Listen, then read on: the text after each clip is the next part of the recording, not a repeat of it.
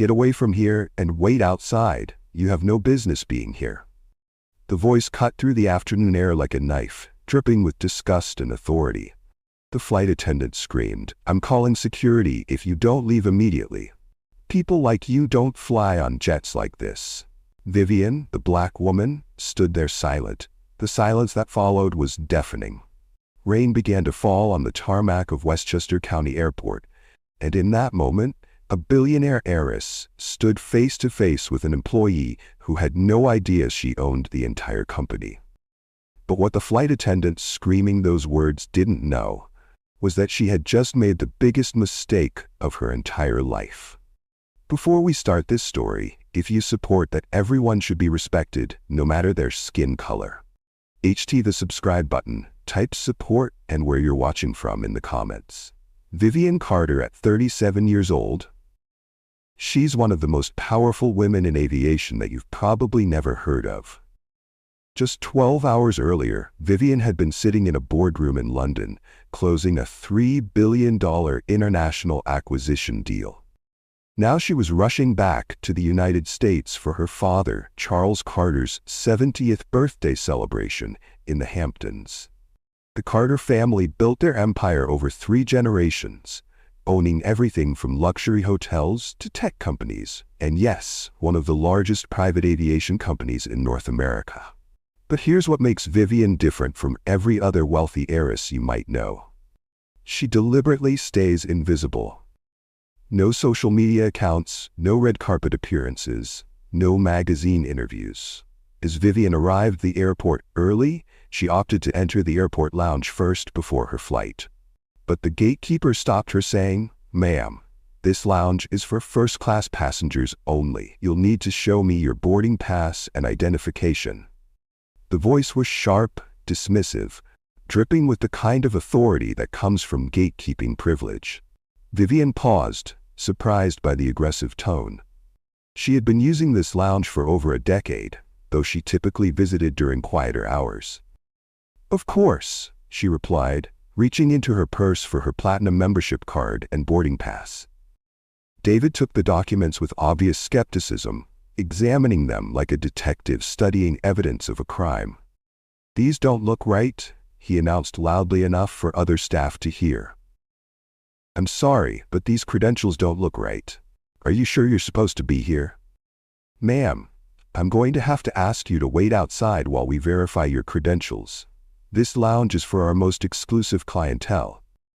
"I assure you my credentials are authentic," Vivian replied, her voice maintaining its composure despite the public humiliation. "Ma'am, do you understand what kind of facility this is?" David continued, warming to his subject. "This lounge has a $50,000 annual membership fee. Our clients are Fortune 500 CEOs, heads of state, Hollywood royalty. They pay for exclusivity and privacy." As if to prove his point, a white man in his 60s wearing casual golf attire approached the lounge entrance. David's demeanor immediately transformed. "Good afternoon, Mr. Patterson. Right on time for your flight to Miami. Please go right in. No requests for identification. No questioning of credentials. No lectures about exclusivity." The contrast was stark and intentional. "You see," David said, turning back to Vivian, "that's what our typical clientele looks like. Now I'm going to need you to wait outside while I verify these suspicious documents." "Wait outside?" Vivian repeated, rain beginning to fall through the terminal's glass ceiling. "Yes, ma'am. For the security and comfort of our legitimate members, I cannot allow you inside with questionable credentials." For 25 minutes, Vivian stood outside the lounge in the rain while David made a show of verifying her credentials. Other wealthy passengers, all white, came and went without any scrutiny. The message was clear. Her race disqualified her from belonging in this space, regardless of her actual membership status or wealth. "Ma'am," David finally announced, "I've decided to allow you access on a provisional basis because of the rain. But I want you to know that we'll be monitoring your behavior closely." The condescension was breathtaking. David was granting permission for Vivian to enter her own company's lounge, as if he were doing her a tremendous favor. As Vivian finally entered the lounge, soaked from the rain, and humiliated by the public spectacle, she processed what had just happened. This wasn't just individual prejudice. This was systematic discrimination happening in her own company. After leaving the lounge, Vivian approached the sleek, white private jet worth $12 million, her designer heels clicking against the wet tarmac. She carried herself with the quiet confidence that only comes from true power. She had no idea she was walking into the most humiliating 15 minutes of her entire life. Standing at the aircraft's entrance was Stephanie Williams, a senior flight attendant who'd been with Carter Aviation Group for 5 years. Stephanie had developed quite an attitude during her time with the company, believing that working on private jets somehow made her part of the elite world she served. She'd grown comfortable making snap judgments about who belonged in her luxurious workplace and who didn't. The moment Stephanie saw a black woman approaching her precious private jet, her mind was made up. Despite Vivian's obvious elegance, her expensive luggage, and her confident demeanor, Stephanie had already decided this woman was in the wrong place. "Excuse me," Stephanie called out, stepping directly into Vivian's path. "This is a private aircraft. You can't just walk up here." Vivian paused, looking up at Stephanie with calm eyes. "I'm here for the flight to Westchester," she replied evenly, reaching into her purse for her boarding credentials. But Stephanie wasn't interested in seeing any documentation. "Ma'am, you don't look like the type of person who flies private. Are you sure you're not supposed to be at the commercial terminal? It's about a mile that way." The words hung in the air like poison. Around them, ground crew members stopped what they were doing. Captain Robert Hayes heard every word through his open cockpit window, but chose to look away. Marcus Thompson, the ground operations supervisor, looked up from his checklist with growing concern. Jennifer Kim, a junior ground crew member, watched in horror as this elegant woman was being publicly humiliated.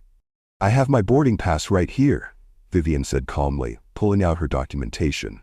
Stephanie barely glanced at it. "These could be fake. Do you have any idea how much it costs to charter this aircraft? $75,000 per flight. Does that sound like something you can afford?" Vivian's composure was remarkable, but you could see something shift in her eyes. "I think there's been a misunderstanding." "The only misunderstanding," Stephanie interrupted, her voice getting louder, "is you thinking you belong anywhere near this aircraft. Security." She turned toward the terminal. "I need security to escort this woman away from the aircraft." David Palmer, the private terminal manager, came jogging over. Without even asking what was happening, he immediately sided with Stephanie. "Ma'am, you're going to need to leave this area immediately. This is for authorized personnel and passengers only." "I am a passenger," Vivian replied, her voice still controlled but with an edge that anyone paying attention would have recognized as dangerous. "Right," Stephanie laughed mockingly. "And I'm the Queen of England." "Look, lady, I don't know what game you're playing, but this isn't some commercial flight where you can just show up with a fake boarding pass. These are serious people with serious money." The rain was getting heavier now, and Vivian stood there, her expensive coat beginning to get wet, facing down two employees who were about to destroy their own careers with their next words. "Serious people like me?" Vivian asked quietly. "People like you don't fly private," Stephanie shot back. "You probably saw this plane and thought you'd try your luck. Well, guess what? It's not happening. Not on my watch." Marcus Thompson finally stepped forward, his conscience getting the better of him. "Stephanie, maybe we should just check her credentials properly." "Stay out of this, Marcus," Stephanie snapped. "I know how to do my job.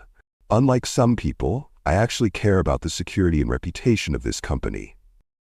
That's when Vivian Carter did something that sent chills down everyone's spine. She smiled. Not a friendly smile, not a nervous smile, but the kind of smile that powerful people wear when they're about to destroy someone's entire world and want to savor every second of it. "You care about the reputation of this company?" Vivian asked, her voice deadly calm. "Absolutely. And that means keeping out people who clearly don't belong here." Vivian pulled out her phone, and her voice changed completely. Gone was any trace of the accommodating passenger. What emerged was pure authority, the kind of voice that commanded boardrooms and closed billion-dollar deals.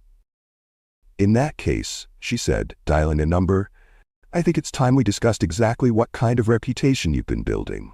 As the phone began to ring, Stephanie and David exchanged glances. Something in Vivian's tone made them suddenly very, very nervous. Captain Hayes finally climbed out of the cockpit, realizing that whatever was happening was far beyond a simple passenger dispute. Tyler Brooks, the co-pilot, followed closely behind, his face pale with worry. Jennifer Kim moved closer, and for the first time, she really looked at this woman who was being so brutally dismissed. The quality of her clothes, the confidence in her posture, the way she carried herself. This wasn't someone who was lost or confused. This was someone who belonged exactly where she was standing. What would you have done in Vivian's position?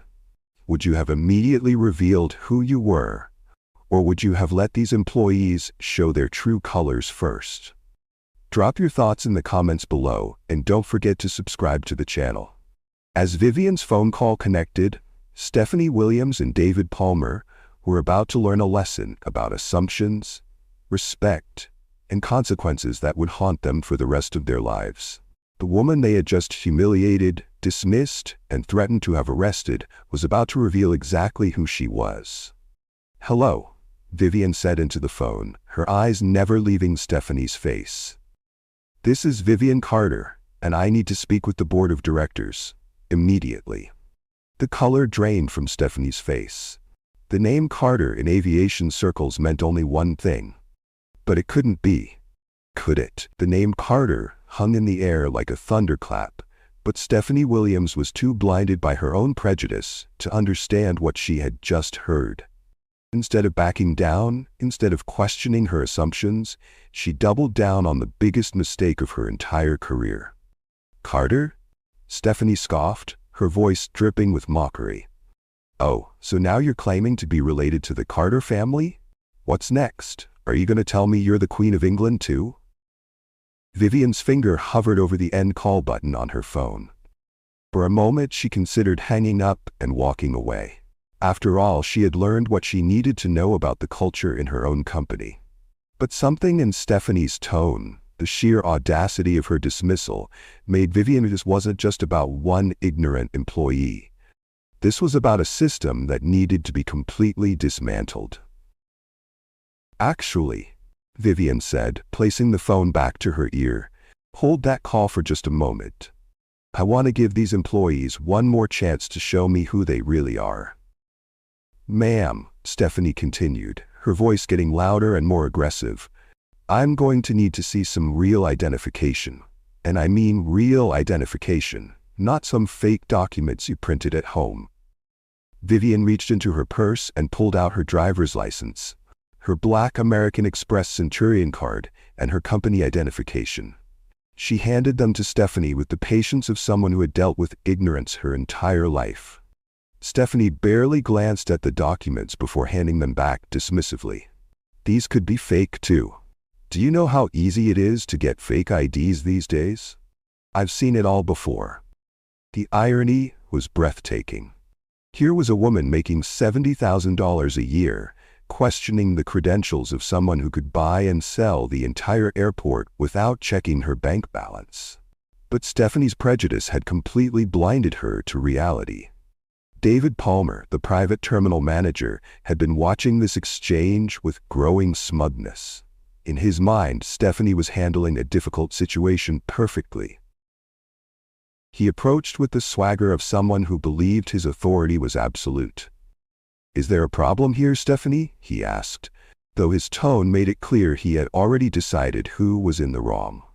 "This woman is trying to board a private aircraft with what appear to be fraudulent documents," Stephanie explained. "She's claiming to be part of the Carter family." David looked Vivian up and down with undisguised contempt. "The Carter family? Really? Ma'am, I've worked in this private aviation for 15 years. I know what wealth looks like, and you're not it." The statement was so absurd, so completely wrong, that Vivian almost laughed. Here was a man who made $80,000 a year telling a billionaire heiress that she didn't know what wealth looked like. But Vivian's training in maintaining dignity under pressure held firm. "What exactly does wealth look like to you?" Vivian asked quietly. "Well, for starters," David said, warming to his subject, "wealthy people don't just show up at airports alone. They have assistants, bodyguards, entourages. They don't carry their own luggage. They certainly don't stand around arguing with staff." As if to prove his point, at that exact moment, a white man in his 60s approached another private jet about 50 yards away. He was wearing khakis and a polo shirt, certainly not dressed any more expensively than Vivian. But the difference in how he was treated was striking. No questions about identification. No demands to see boarding passes. No lectures about who belonged on private aircraft. Mr. Patterson, who Vivian later learned was worth about $50 million, a fraction of her family's wealth, was treated like royalty simply because he was white and male. The contrast was so stark, so blatantly discriminatory, that even some of the ground crew began to shift uncomfortably. Marcus Thompson, the operations supervisor, had been watching this entire exchange with growing horror. Marcus was a good man who had worked his way up from the bottom, and he knew injustice when he saw it. "Stephanie," Marcus said carefully, "maybe we should call the main office to verify." "Marcus, I told you to stay out of this," Stephanie snapped. "I don't need you questioning my judgment. This woman is clearly trying to scam her way onto a private aircraft, and I'm not going to let it happen on my watch." But Marcus wasn't the only one growing uncomfortable. Captain Robert Hayes had been watching from the cockpit, and every instinct told him something was terribly wrong. Hayes had 23 years of experience in aviation, and he'd flown for wealthy clients before. There was something about Vivian's composure, her quality of dress, the way she carried herself, that screamed authenticity. Yet Hayes did nothing. Like so many people who witness injustice, he told himself it wasn't his responsibility. He was just the pilot. Personnel issues weren't his department. He had a pension to think about, a family to support. Getting involved in a confrontation between crew members and passengers was above his pay grade. The only person who seemed to recognize the gravity of what was happening was Jennifer Kim, a junior member of the ground crew who had been with the company for only 8 months. Jennifer had an eye for detail and a sense of fairness that her supervisors had already noticed. She watched as this impeccably dressed woman was being systematically humiliated, and everything about the situation felt wrong. Jennifer had seen real wealth before. Her previous job had been at a luxury hotel where she'd interacted with billionaires on a regular basis. She knew what old money looked like, how it dressed, how it moved through the world. And everything about Vivian Carter screamed authentic wealth. The way Vivian's clothes fit perfectly without being flashy, the understated elegance of her jewelry, the quality of her luggage, expensive but not logo-heavy. Even the way she spoke, with the kind of diction that came from the best private schools money could buy. This wasn't someone pretending to be wealthy. This was someone who had been raised in wealth from birth. But Jennifer was just a junior employee. Who was going to listen to her opinion about passenger credentials? As the confrontation continued to escalate, Vivian felt something she hadn't experienced in years. Powerless rage. Not because she couldn't handle the situation. She had enough money and influence to destroy everyone involved without breaking a sweat. The rage came from the recognition that this was happening to her. It was probably happening to countless other people who didn't have her resources to fight back.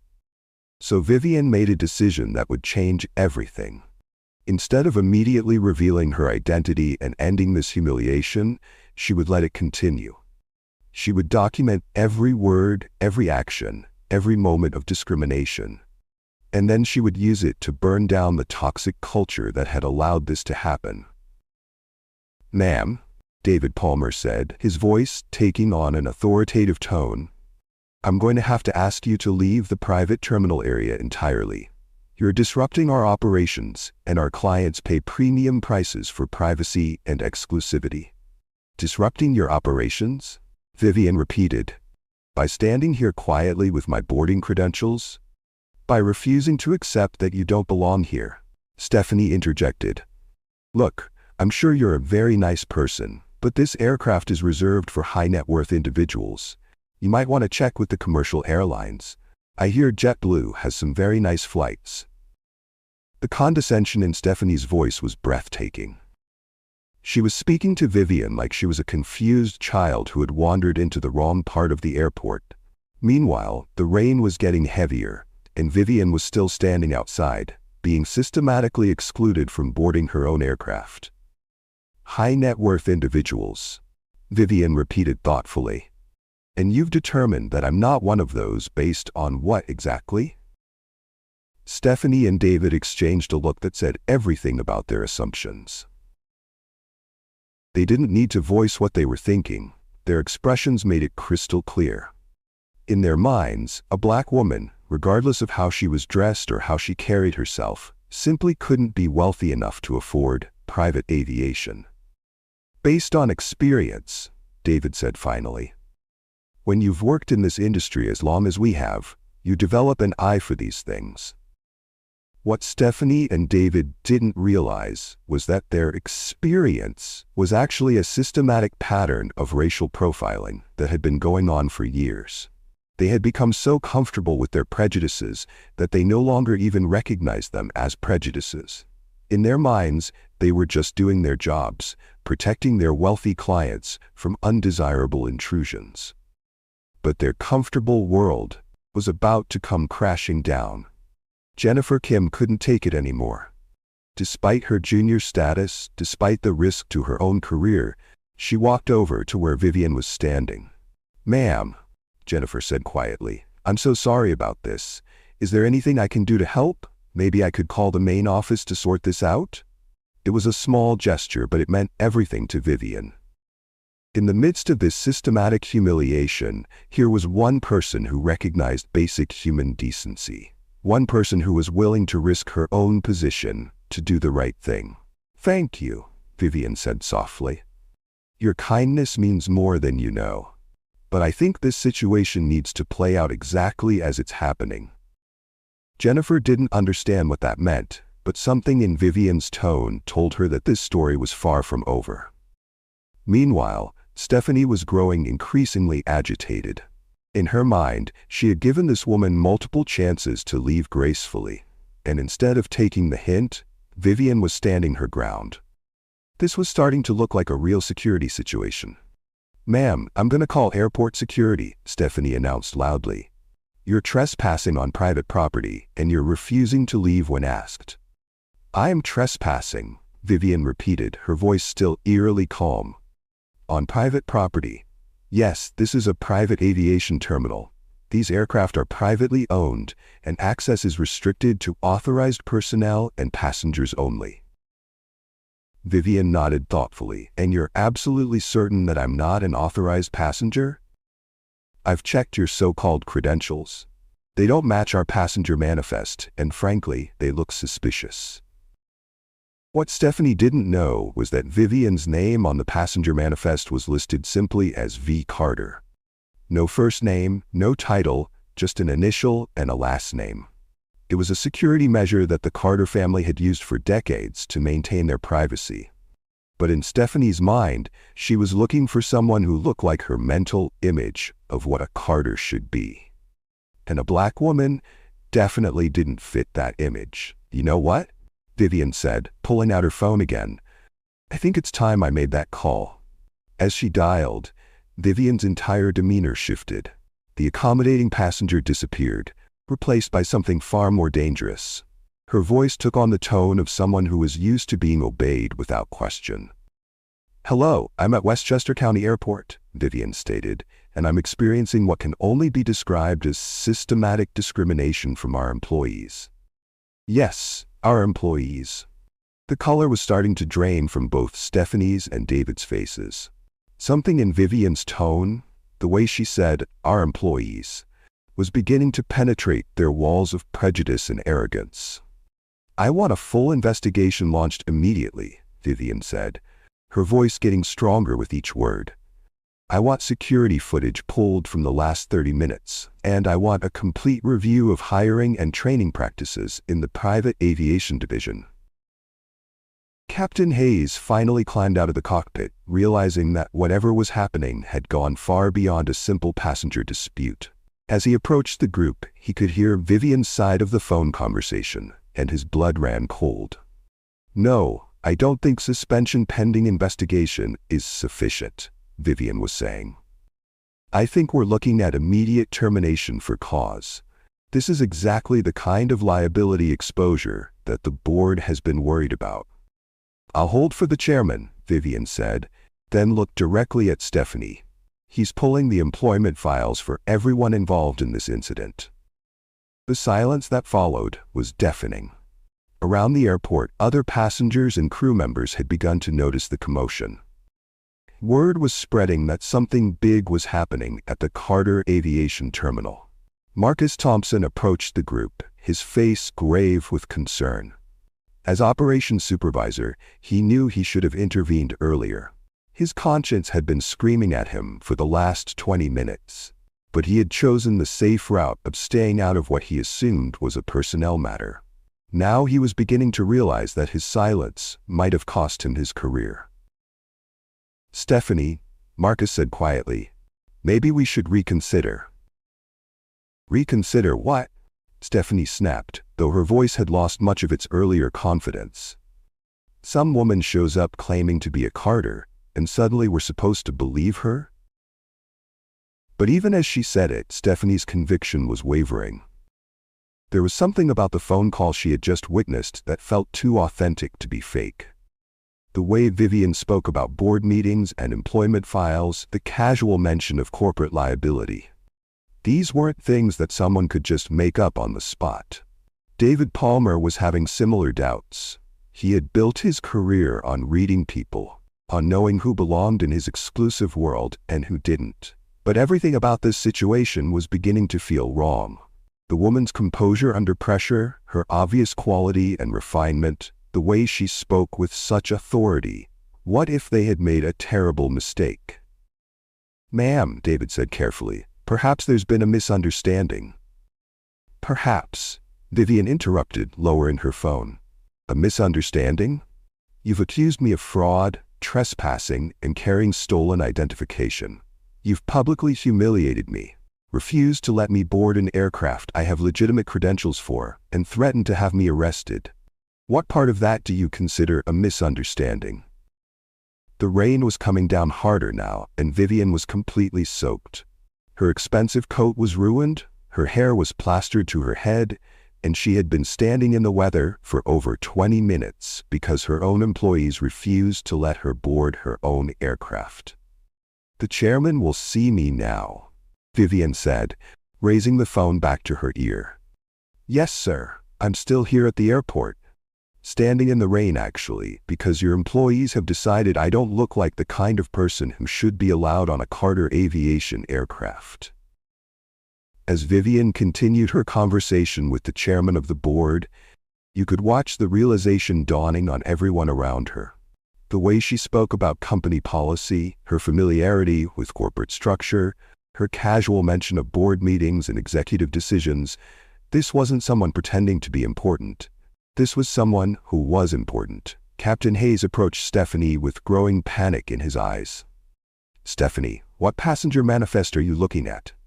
"The standard manifest," Stephanie replied, though her voice was much quieter now. "There's no Vivian Carter listed." "Show me," Hayes demanded.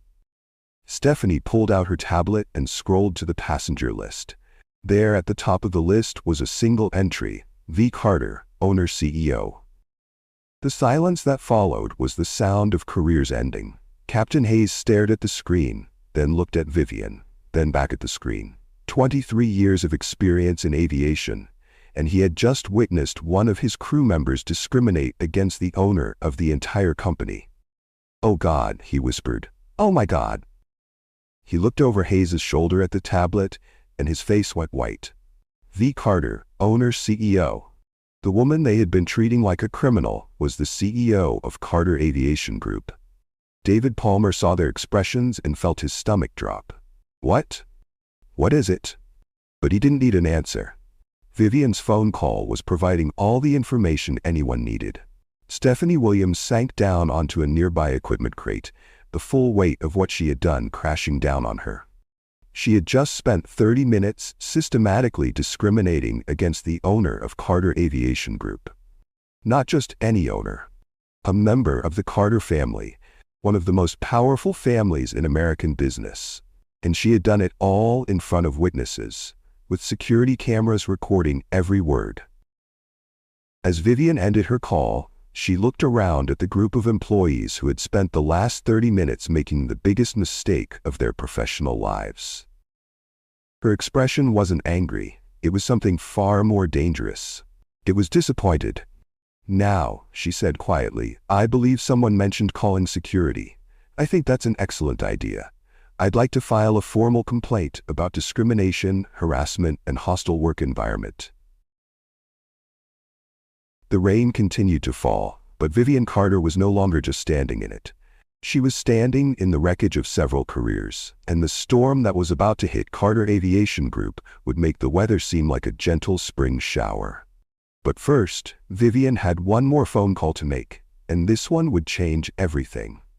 The first call went to her executive assistant, Sarah Chen, who had been managing Vivian's schedule for over 8 years. Sarah was in the middle of coordinating a major acquisition meeting in Manchester when her phone rang. Sarah, it's me, Vivian said, her voice still controlled, but with an edge that Sarah had only heard a handful of times in their working relationship.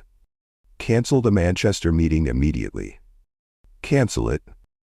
Sarah's voice showed her surprise. This was a $3 billion deal that had been in the works for months. Vivian? Are you sure? The entire European board is flying in. Cancel it, Vivian repeated firmly. We have a situation that requires immediate attention. A situation that could destroy this company's reputation if it's not handled properly. Sarah knew better than to ask questions when Vivian used that tone. Consider it done. Anything else you need? Clear my schedule for the next week. We're going to be rebuilding our entire corporate culture, and it starts today. As Vivian ended the first call, Stephanie Williams was still standing nearby, her confidence beginning to waver. There was something about the authority in Vivian's voice, the way she casually mentioned canceling billion-dollar meetings, that was starting to penetrate her wall of prejudice. The second call went to Michael Torres, Carter Aviation Group's head of security.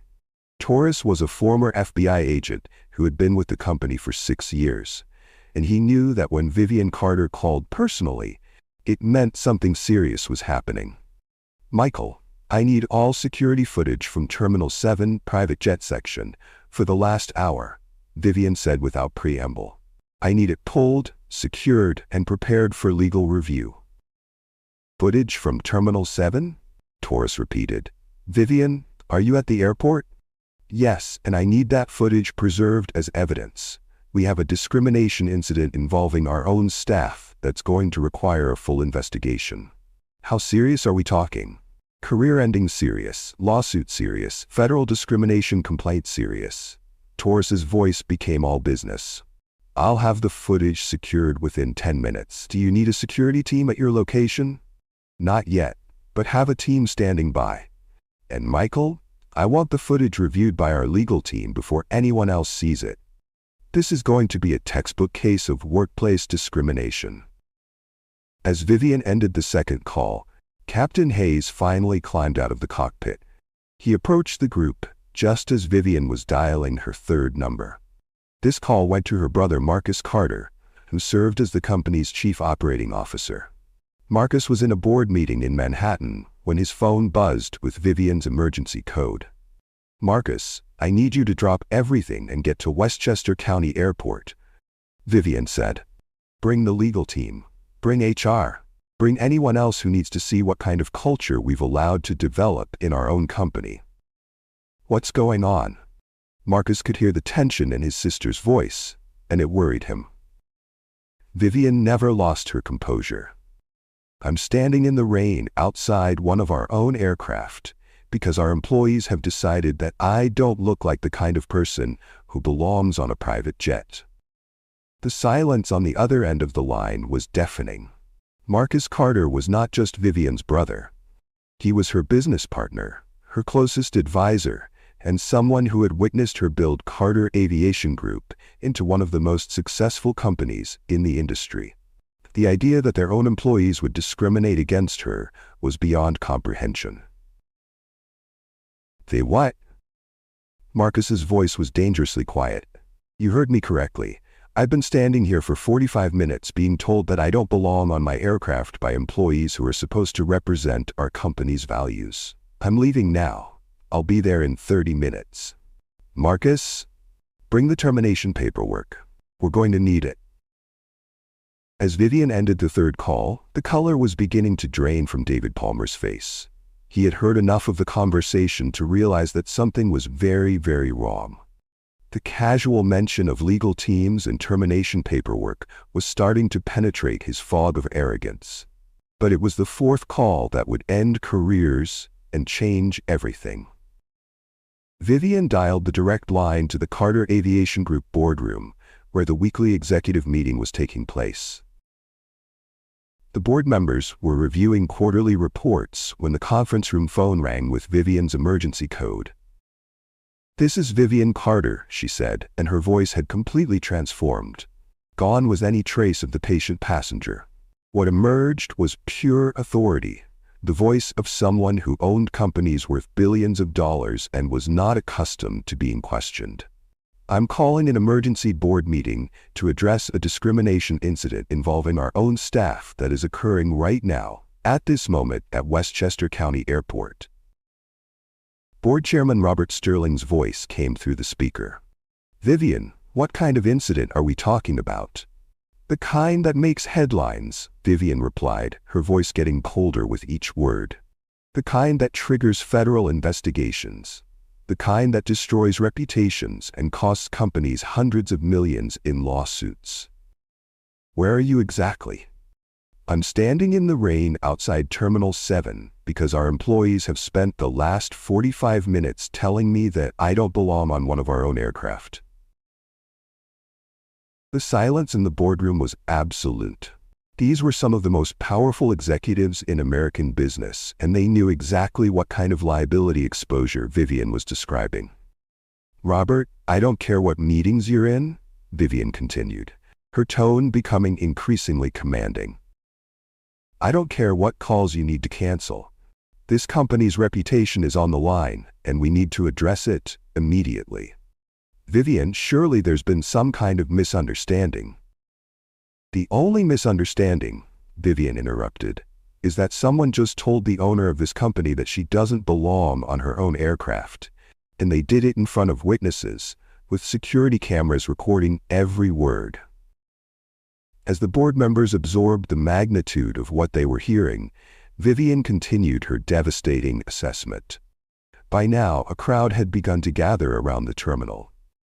Word was spreading that something significant was happening at the Carter Aviation section, and other passengers and crew members were starting to pay attention. That's when Marcus Carter arrived. A black Mercedes S-Class pulled up to the terminal, followed by 2 additional vehicles carrying what was obviously a legal team. Marcus Carter stepped out of the lead car, and even from a distance, his resemblance to Vivian was unmistakable. The same bearing, the same quality of dress, the same aura of quiet authority. Behind him came 3 attorneys from Carter Aviation Group's legal department, 2 HR executives, and a team of corporate security personnel. This wasn't a small response team. This was the kind of legal and executive firepower that companies deploy when they're facing existential threats. Airport security had been reviewing footage at Vivian's request, and as Marcus approached the group, the head of airport security jogged over with a tablet in his hands. "Ma'am," the security chief said to Vivian, "we've reviewed the footage as requested. We have everything documented from multiple angles." As the realization spread through the group, Marcus Carter approached his sister with a combination of fury and heartbreak in his eyes. He had built this company alongside Vivian, and the idea that their own employees would treat her this way was devastating. "Vivian," he said quietly, "I am so sorry." "Don't apologize to me," Vivian replied, her voice still carrying that ice-cold authority. "Apologize to every passenger who has been treated this way before me. Apologize to every employee who has been discriminated against. Apologize to the shareholders who are about to watch this company's reputation get destroyed." Marcus turned to look at Stephanie and David, and his expression was terrifying. As COO of Carter Aviation Group, he had seen discrimination complaints before, but never anything this blatant, this documented, this public. "Which one of you," Marcus asked quietly, "told my sister that she doesn't belong on her own aircraft?" The silence that followed was deafening. Vivian finally stepped forward, and for the first time in over an hour, she began walking toward the aircraft steps. But now she wasn't walking as a passenger hoping to board a flight. She was walking as the CEO of Carter Aviation Group, and everyone could see the difference. Her posture changed. Her expression hardened. The accommodating passenger disappeared completely, replaced by one of the most powerful executives in American business. "Everyone involved in this incident," Vivian announced, "will report to the aircraft's conference room immediately. We're going to have a conversation about respect, discrimination, and consequences." As Vivian boarded her own aircraft, followed by her legal team and HR executives, the employees who had spent the last hour humiliating her realized that their careers were over. They were about to face the reckoning of their lives. Inside the luxurious cabin of the $12 million aircraft, Vivian took her seat at the head of the conference table. Around her sat the legal team, HR executives, and her brother Marcus. Across from them, looking like defendants in a criminal trial, sat Stephanie Williams, David Palmer, Captain Hayes, and Tyler Brooks. The contrast was stark and intentional. On one side of the table sat power, authority, and justice. On the other side sat the wreckage of several careers. Vivian's voice, when she finally spoke, carried the kind of authority that comes from owning billion-dollar companies and destroying people who cross her. "I want to understand," she said quietly, "how my own employees could treat anyone the way you treated me today." The silence in the cabin was deafening. "Stephanie," Vivian continued, turning her gaze to the flight attendant who had started this entire nightmare, "I want you to explain to me exactly what you saw that made you think I didn't belong on this aircraft." Stephanie's voice, when she finally found it, was barely a whisper. "Ma'am, I thought." "You thought what?" Vivian's voice was deadly calm. "That a black woman couldn't possibly afford private aviation? That wealth has a particular color? That you could judge someone's net worth by looking at them?" I didn't know who you were." Vivian leaned forward, and her response would become legendary in business schools for years to come. "That's exactly the problem," she said. "You should treat everyone with respect, regardless of who they are. The fact that you only regret your behavior because of who I am proves that you've completely missed the point." The devastation in Vivian's voice was more powerful than any shouting could have been. This wasn't just about one incident of discrimination. This was about a culture that had allowed such behavior to flourish. "David," Vivian turned to the terminal manager, "you told me that you know what wealth looks like. You said I wasn't it. I want you to explain that assessment to my legal team." David Palmer looked like he was going to be sick. "Miss Carter, I sincerely apologize if I had known." "If you had known what?" Vivian interrupted. "That I was the owner? That I was wealthy? That I was important?" "David, the problem isn't that you didn't know who I was. The problem is that you think it should matter." As the interrogation continued, other incidents began to come to light. Stephanie was forced to admit that she had made similar assumptions about other passengers in the past. David revealed a pattern of profiling that had been going on for years.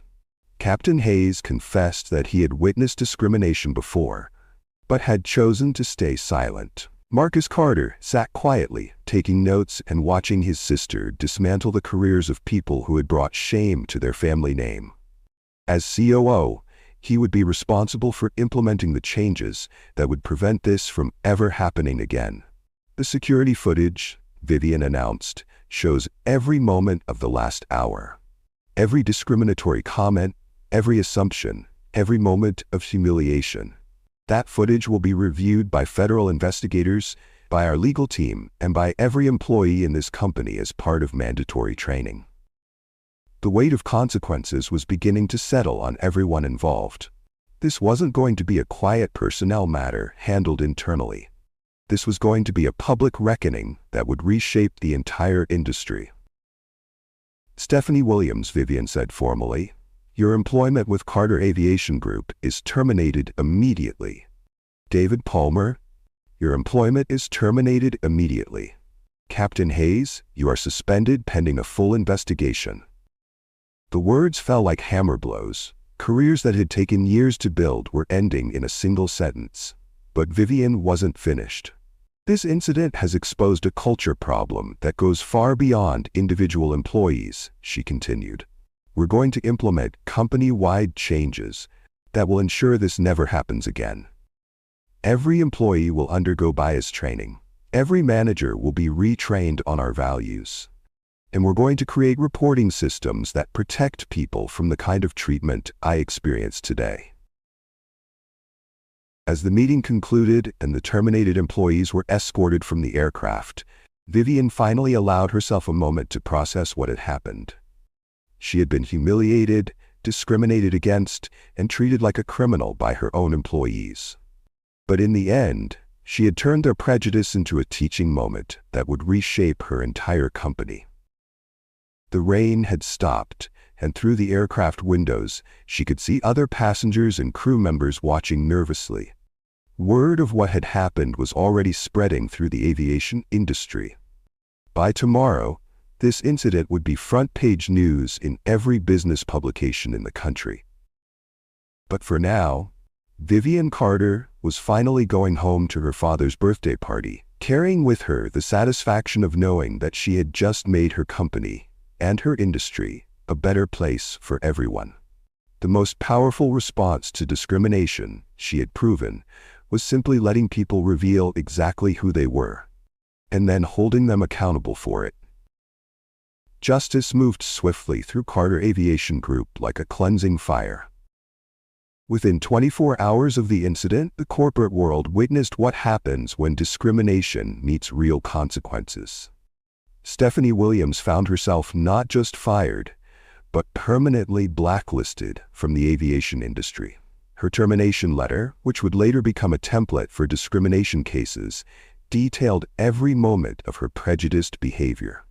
David Palmer suffered the same fate, with the added humiliation of being banned from working with any Carter company ever again. His 15-year career in private aviation ended in a single day. Captain Hayes, despite his 23 years of experience, was suspended indefinitely pending a full investigation. His silence in the face of obvious discrimination cost him everything he had worked for. The real heroes of that day were rewarded just as swiftly. Marcus Thompson, the operations supervisor whose conscience had finally overridden his fear, was promoted to regional operations director. His integrity under pressure had saved his career and earned him Vivian's respect. Jennifer Kim, the junior ground crew member who had shown basic human decency when everyone else failed, found herself offered a management position and a full scholarship to aviation school. But the individual consequences were just the beginning of Vivian's transformation of Carter Aviation Group. Within a week, Vivian had implemented a complete overhaul of company operations. Her commanding presence was felt across every Carter Aviation property as new policies rolled out with military precision. An anonymous reporting system for discrimination was established, managed by an independent third-party firm. Regular undercover assessments by external diversity consultants became standard practice. Every employee, from baggage handlers to executives, was required to complete comprehensive bias training designed by leading experts in workplace equality. The changes weren't just cosmetic, they were revolutionary.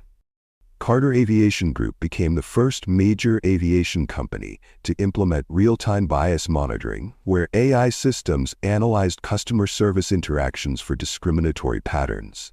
The company also established a victim advocacy program, ensuring that anyone who experienced discrimination would receive immediate support and legal assistance.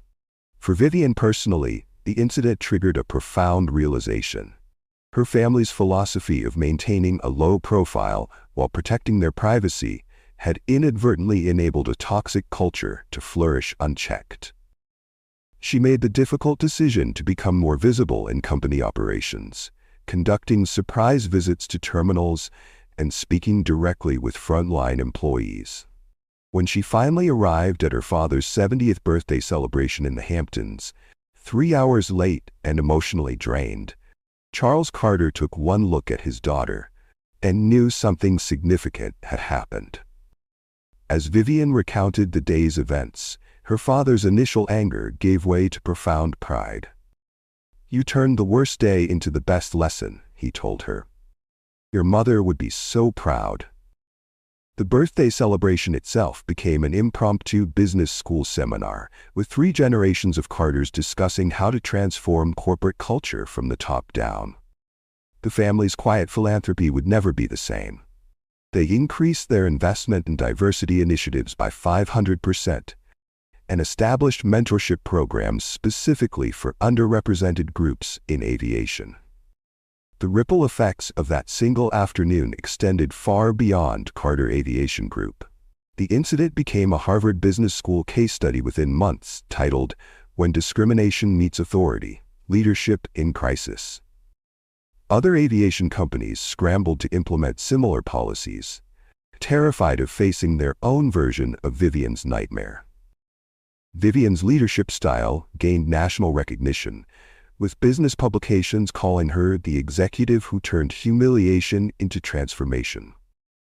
She was invited to speak at conferences, testify before Congress about workplace discrimination, and serve on panels about corporate responsibility. The woman who had spent her entire life avoiding publicity became one of the most respected voices in American business. But perhaps the most remarkable twist came 6 months later. Stephanie Williams, after losing everything and being forced to confront the reality of her prejudices, spent those months in deep personal reflection. She volunteered at community centers, worked with diversity training organizations, and slowly began to understand the damage her assumptions had caused, not just to Vivian, but to countless others over the years. She wrote a public letter that was published in major newspapers across the country, acknowledging her behavior and thanking Vivian for forcing her to face her own biases. The letter was raw, honest, and devastating in its self-awareness. Vivian's response shocked the business world. Instead of dismissing Stephanie's apology, she offered her something unprecedented: a chance at redemption. Not a job. Stephanie would never work in aviation again, but an opportunity to become part of Carter Aviation Group's diversity training program, sharing her story with employees and helping them understand how unconscious bias can destroy lives and careers. True leadership, Vivian explained to a stunned boardroom, includes forgiveness alongside accountability. If we're going to change corporate culture, we need people who understand the real cost of discrimination. The program became a model for corporate America. Former discriminators working alongside their victims to prevent future incidents. It was controversial, it was uncomfortable, and it was absolutely effective. 1 year after that rainy afternoon at Westchester County Airport, Carter Aviation Group had transformed from a company with a hidden discrimination problem into the gold standard for inclusive business practices. Vivian Carter had proven that sometimes the most powerful response to injustice isn't revenge, it's revolution. And it all started with one woman who refused to back down when someone told her she didn't belong on her own airplane. The Carter family legacy would forever be defined not by their wealth, but by their willingness to use that wealth to create real change. As Charles Carter said in his final birthday speech that night, "Power without purpose is just privilege, But power with purpose can change the world. Vivian Carter had changed her world. And in doing so, she had changed everyone else's too. If you enjoyed this story, like, subscribe, and share with others so they can learn too. See you in our next video.